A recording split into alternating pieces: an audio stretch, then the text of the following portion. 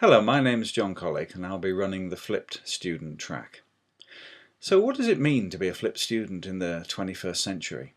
Well, for me, flipped students are basically self-aware learners. They're a little bit like cyborgs. They've surrounded themselves with devices and gadgets and data which they use to enhance their lives and also how they learn.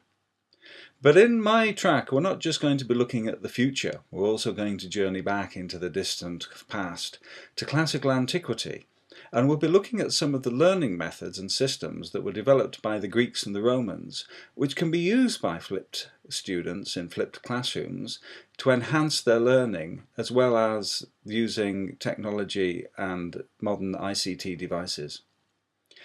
So what does flipped classroom, flipped student, flipped world mean to me? Well, as I said before, it's all about becoming a self-aware learner. It's about developing our own personal set of tools which we can use to map out our own personal worlds of learning.